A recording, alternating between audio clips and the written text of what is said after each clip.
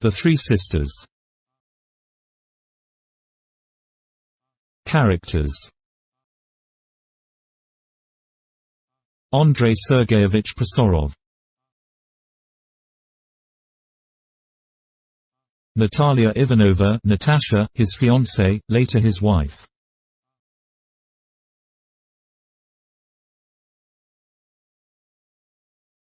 His sisters: Olga, Masha, Irina.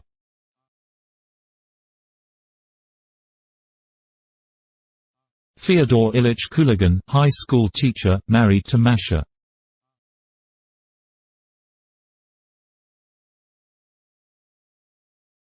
Alexander Ignatievich Vershinin, lieutenant colonel in charge of a battery.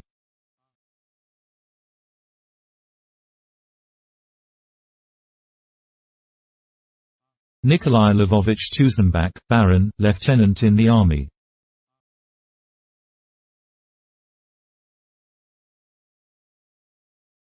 Vasily Vasilievich Seleny, captain.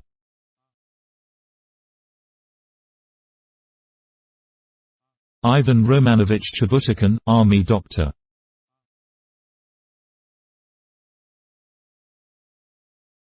Alexei Petrovich Fedotik, sub-lieutenant.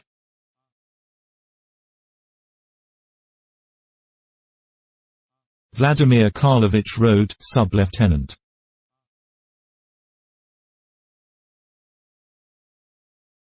Ferapont, doorkeeper at local council offices, an old man.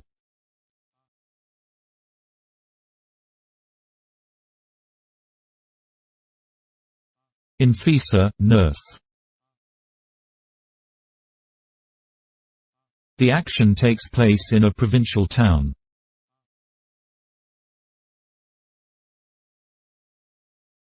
Act 1. Part 1. In Prosorov's house. A sitting room with pillars, behind is seen a large dining room.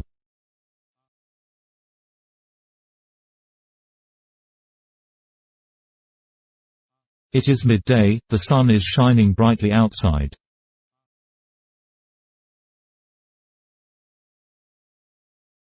In the dining room the table is being laid for lunch.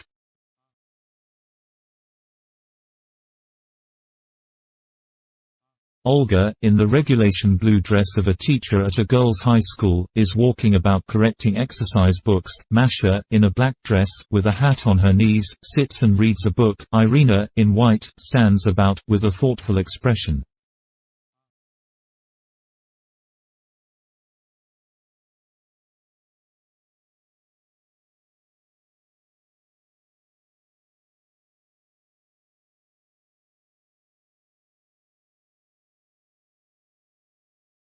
Olga.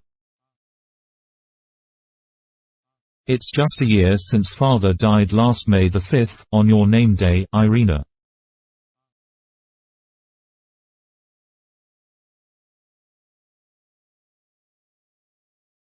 It was very cold then, and snowing.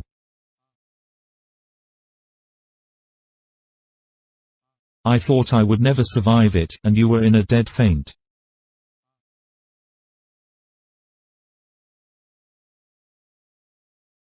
And now a year has gone by and we are already thinking about it without pain, and you're wearing a white dress and your face is happy.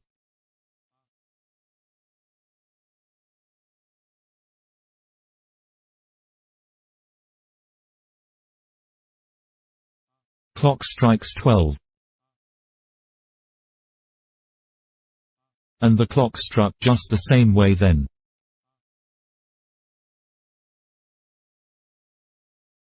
Pause. I remember that there was music at the funeral, and they fired a volley in the cemetery.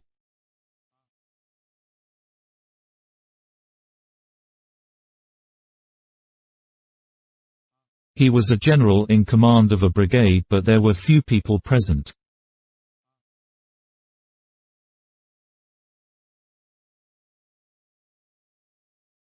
Of course, it was raining then, raining hard, and snowing.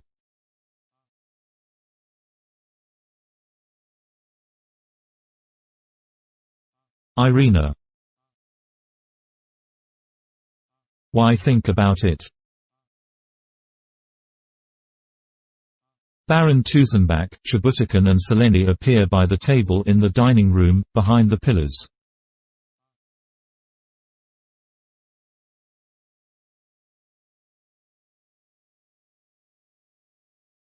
Olga. It's so warm today that we can keep the windows open, though the birches are not yet in flower.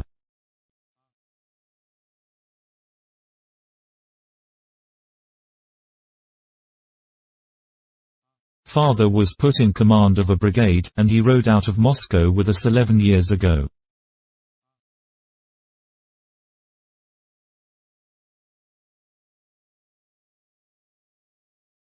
I remember perfectly that it was early in May and that everything in Moscow was flowering then. It was warm too, everything was bathed in sunshine.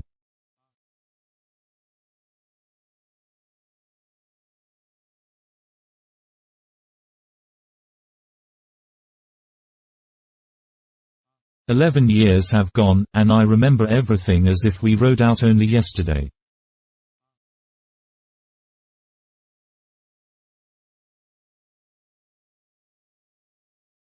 Oh, God! When I awoke this morning and saw all the light and the spring, joy entered my heart, and I longed passionately to go home.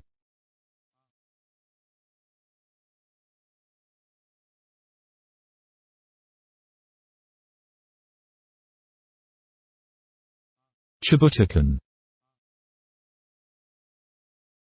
Will you take a bet on it? Tusenbach. Oh, nonsense.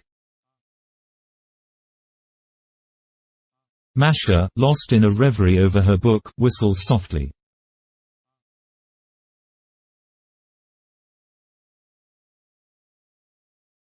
Olga. Don't whistle, Masha. How can you? Pause. I'm always having headaches from having to go to the high school every day and then teach till evening. Strange thoughts come to me, as if I were already an old woman.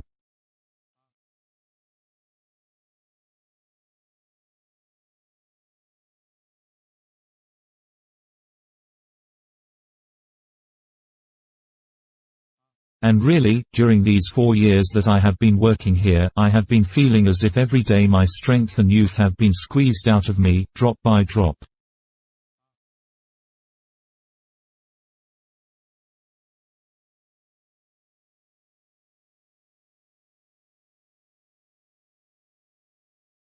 And only one desire grows and gains in strength.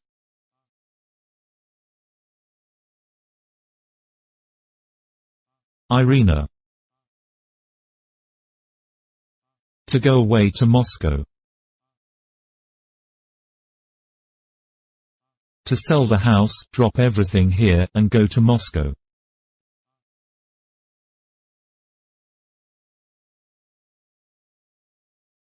Olga. Yes. To Moscow, and as soon as possible.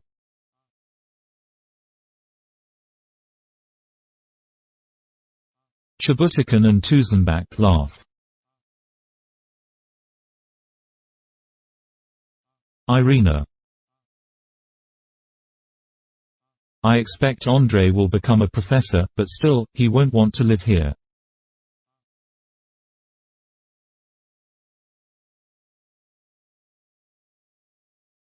Only poor Masha must go on living here.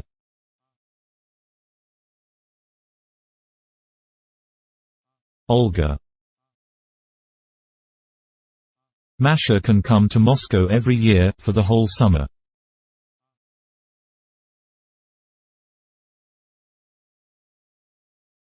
Masha is whistling gently. Irina. Everything will be arranged, please God.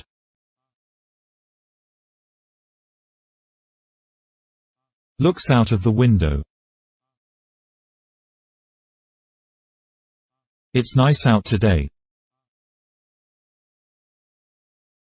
I don't know why I'm so happy. I remembered this morning that it was my name day, and I suddenly felt glad and remembered my childhood, when Mother was still with us.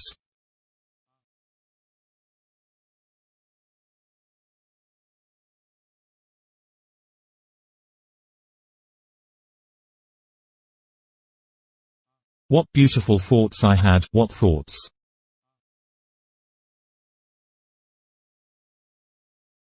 Olga. You're all radiance today. I've never seen you look so lovely.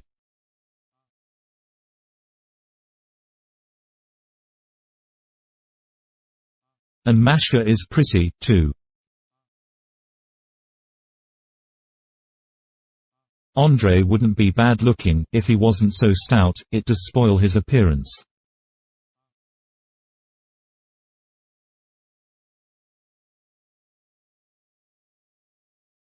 But I've grown old and very thin. I suppose it's because I get angry with the girls at school.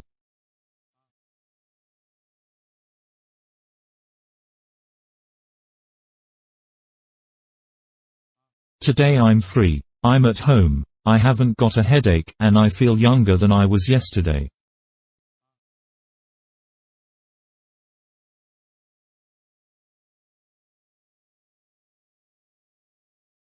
I'm only 28. All's well, God is everywhere, but it seems to me that if only I were married and could stay at home all day, it would be even better.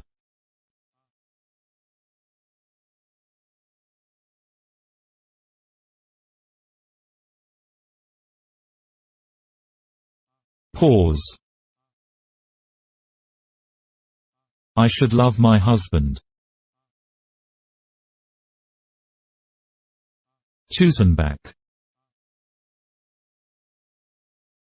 To Seleni. I'm tired of listening to the rot you talk.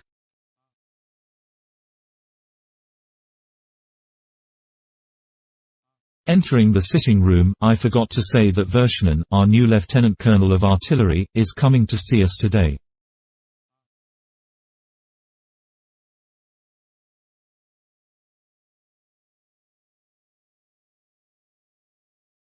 Sits down to the piano. Olga. That's good. I'm glad. Irina. Is he old? Tusenbach. Oh, no, 40 or 45, at the very outside.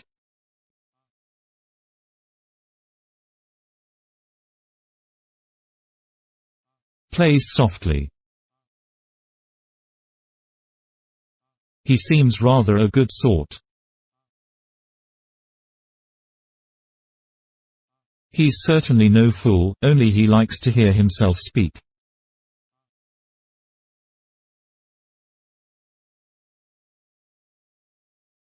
Irina. Is he interesting? Tusenbach. Oh, he's all right, but there's his wife, his mother-in-law, and 2 daughters.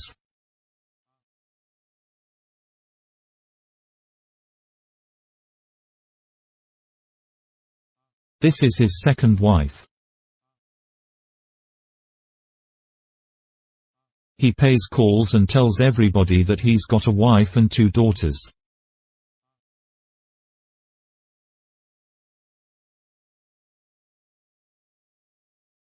He'll tell you so here.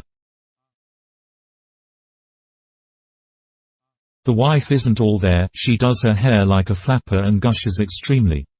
She talks philosophy and tries to commit suicide every now and again, apparently in order to annoy her husband.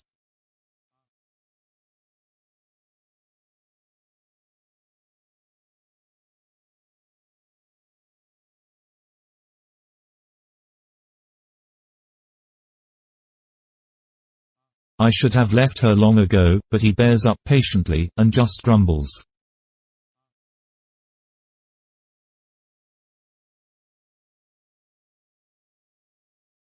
Seleni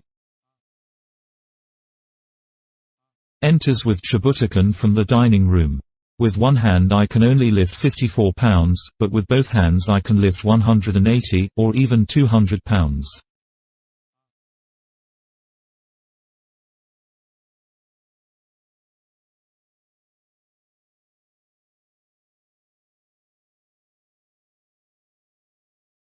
From this I conclude that two men are not twice as strong as one, but 3 times, perhaps even more.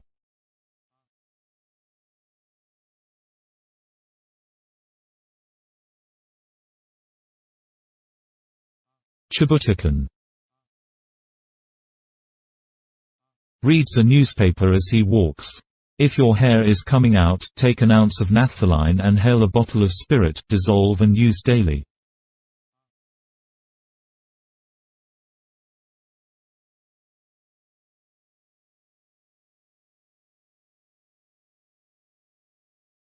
Makes a note in his pocket diary.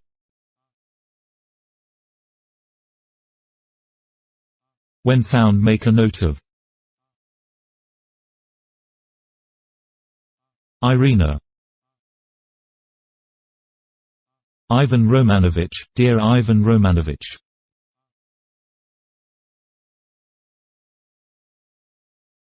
Chibutakon what does my own little girl want? Irina Ivan Romanovich, dear Ivan Romanovich. I feel as if I were sailing under the broad blue sky with great white birds around me.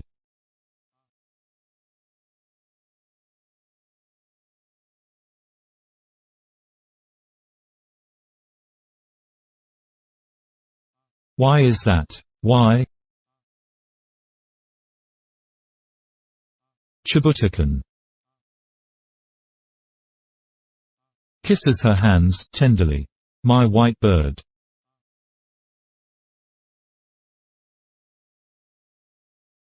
Irina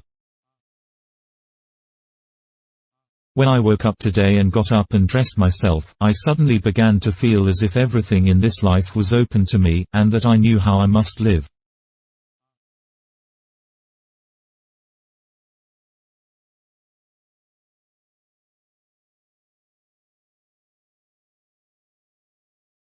Dear Ivan Romanovich, I know everything.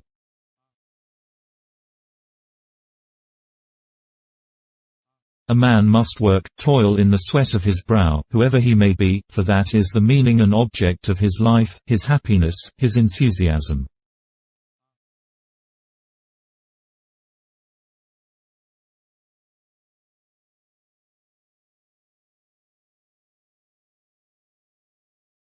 How fine it is to be a workman who gets up at daybreak and breaks stones in the street, or a shepherd, or a schoolmaster, who teaches children, or an engine driver on the railway.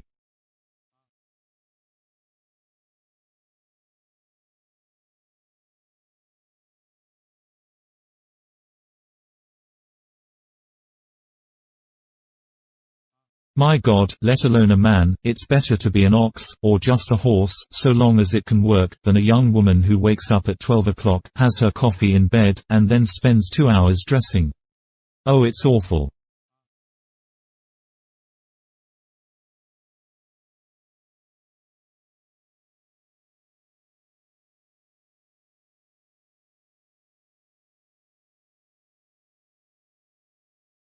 Sometimes when it's hot, your thirst can be just as tiresome as my need for work.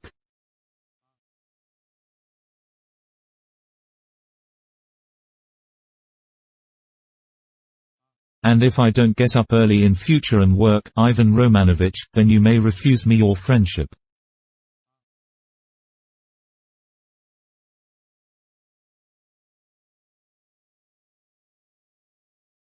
Chibutakon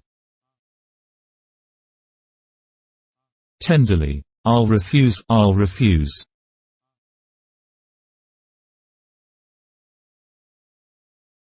Olga. Father used to make us get up at 7.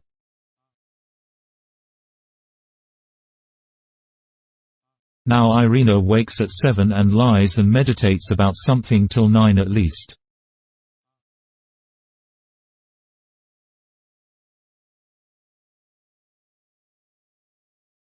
And she looks so serious. Laughs. Irina. You're so used to seeing me as a little girl that it seems queer to you when my face is serious.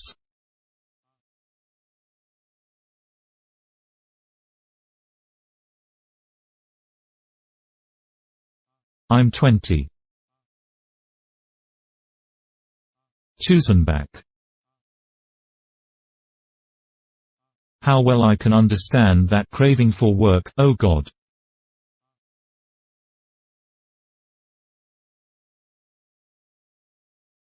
I've never worked once in my life. I was born in Petersburg, a chilly, lazy place, in a family which never knew what work or worry meant.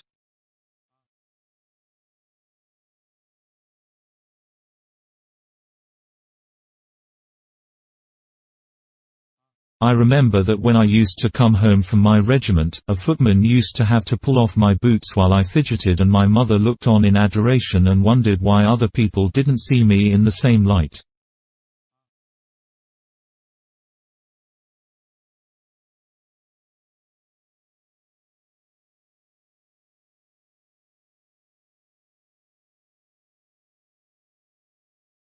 They shielded me from work, but only just in time.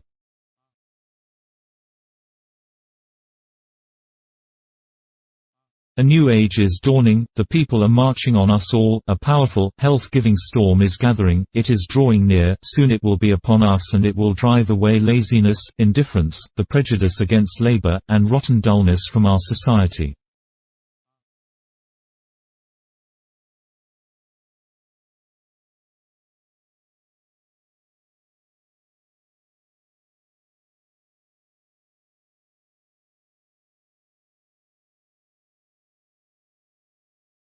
I shall work, and in 25 or 30 years, every man will have to work.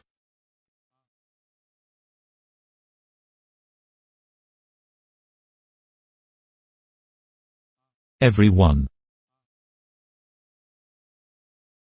Chibutakon. I shan't work. Tusenbach. You don't matter. Seleni. In 25 years' time, we shall all be dead, thank the Lord.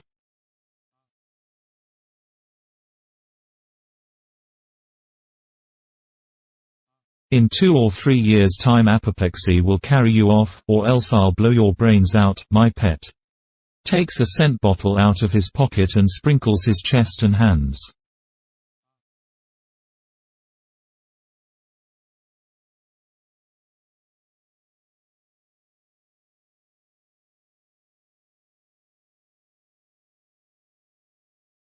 Chibutakon.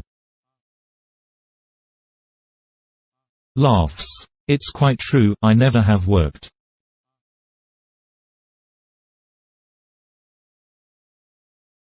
After I came down from the university I never stirred a finger or opened a book, one just read the papers.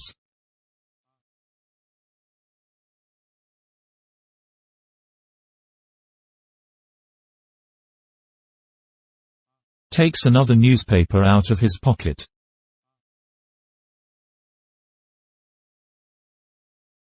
Here we are. I've learnt from the papers that there used to be one, Dobrolubov, for instance, but what he wrote, I don't know.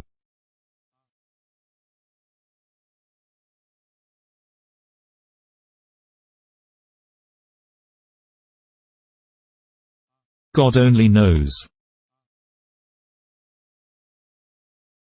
Somebody is heard tapping on the floor from below.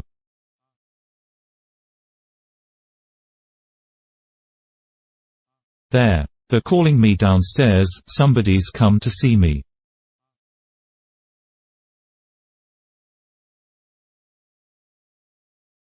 I'll be back in a minute. Won't be long.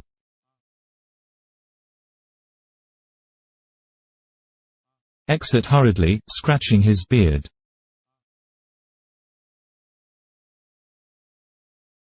Irina. He's up to something. Tusenbach. Yes, he looked so pleased as he went out that I'm pretty certain he'll bring you a present in a moment.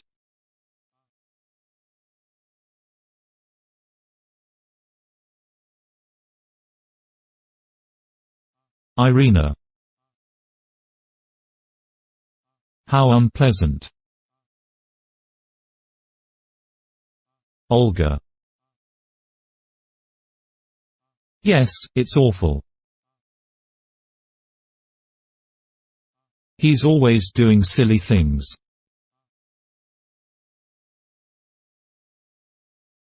Masha.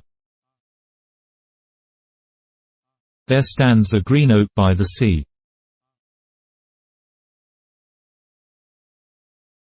And a chain of bright gold is around it.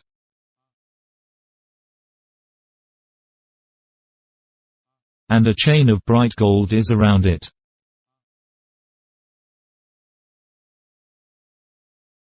Gets up and sings softly. Olga. You're not very bright today, Masha. Masha sings, putting on her hat.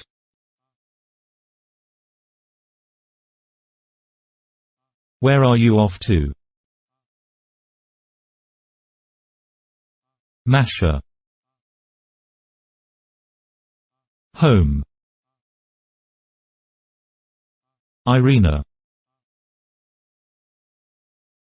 That's odd. Tusenbach. On a name day, too.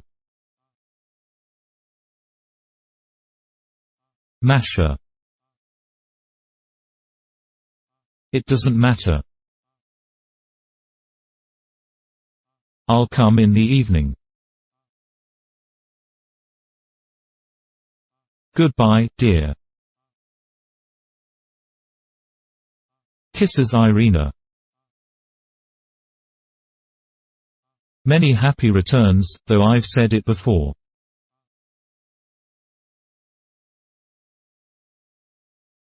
In the old days when father was alive, every time we had a name day, 30 or 40 officers used to come, and there was lots of noise and fun, and today there's only a man and a half, and it's as quiet as a desert.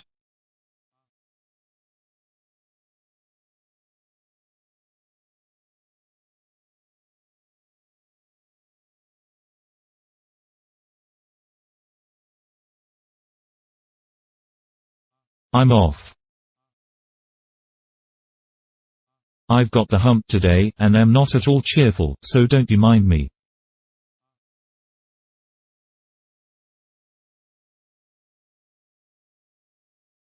Laughs through her tears, we'll have a talk later on, but goodbye for the present, my dear, I'll go somewhere.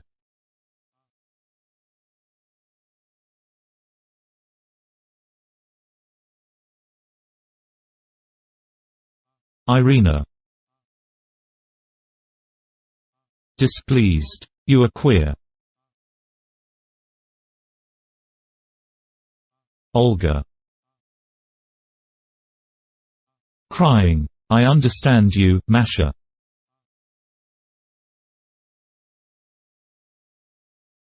Seleni. When a man talks philosophy, well, it is philosophy or at any rate sophistry, but when a woman, or two women, talk philosophy, it's all my eye.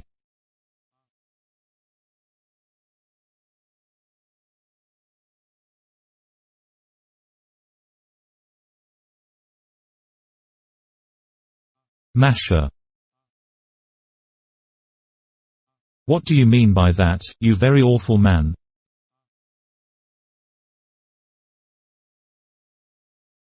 Seleni. Oh, nothing.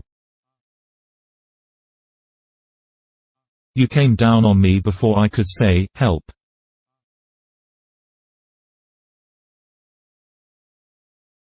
Pause. Masha. Angrily, to Olga, don't cry. Enter Infisa and Ferapont with a cake.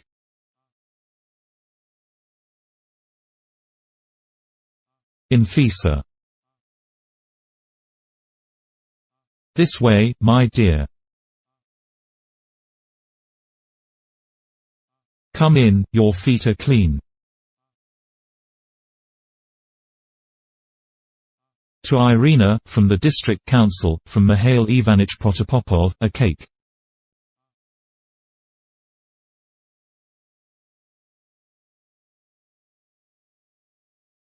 Irina. Thank you. Please thank him. Takes the cake. Ferapont. What? Irina. Louder. Please thank him. Olga. Give him a pie, nurse. Ferapont, go, she'll give you a pie.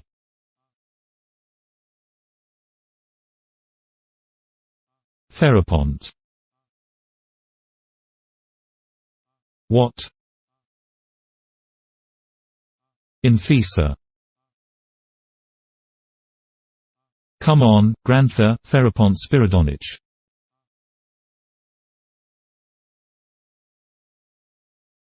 Come on. Exeunt. Masha. I don't like this Mikhail Potapich or Ivanich Protopopov.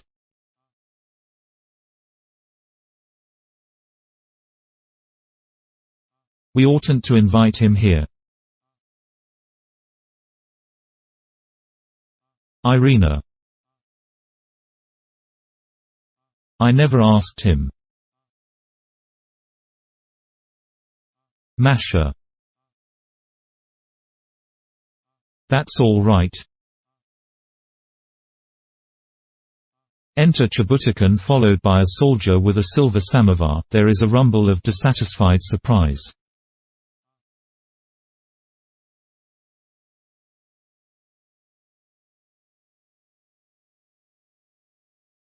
Olga covers her face with her hands. A samovar. That's awful.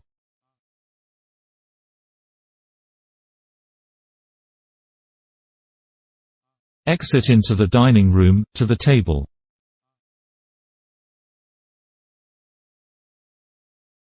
Irina. My dear Ivan Romanovich, what are you doing?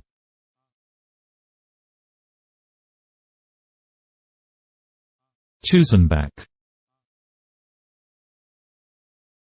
Laughs. I told you so. Masha. Ivan Romanovich, you are simply shameless.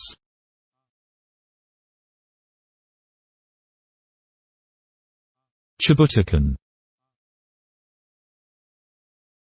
My dear good girl, you are the only thing, and the dearest thing I have in the world.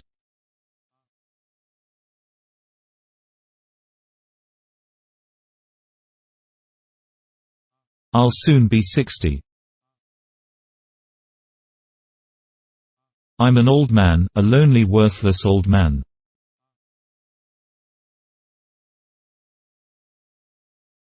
The only good thing in me is my love for you, and if it hadn't been for that, I would have been dead long ago.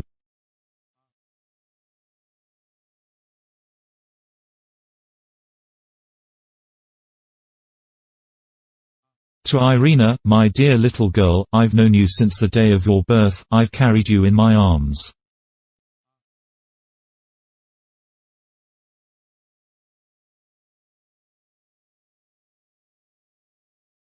I loved your dead mother.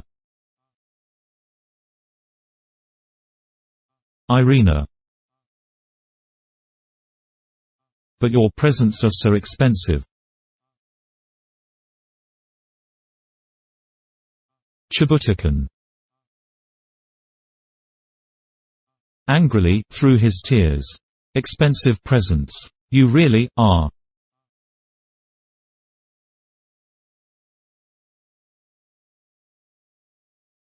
To the orderly, take the samovar in there.